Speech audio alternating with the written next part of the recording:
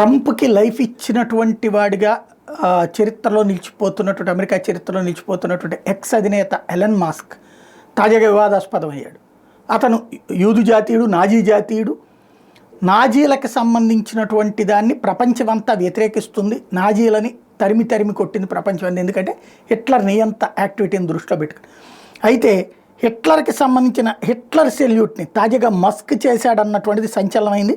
Washington డీసీలోని Capital One Arena ప్రాంతంలో జరిగిన ఒక ఉత్సవ వేడుకలో మస్క్ ఉత్సాహంగా మాట్లాడారు. తాను మద్దతు ఇచ్చిన అభ్యర్థి ఇప్పుడు అమెరికా అధ్యక్ష పీఠంపై కూర్చున్నాడన్న సంతోషంతో అత్యుత్సాహంతో మాట్లాడారు.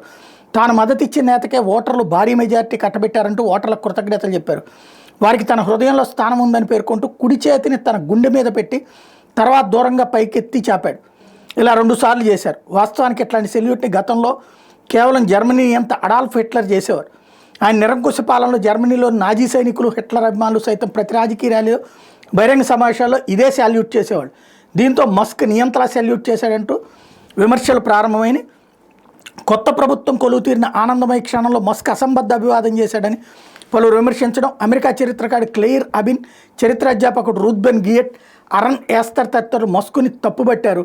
2వ దఫా పాలనలో ట్రంప్ ఒంటెత్తు పోకడల్ని మస్క్ ఇలా పరోక్షంగా ప్రస్తావించారు, వ్యక్తం చేశాడంటూ విమర్శలు ప్రారంభించారు.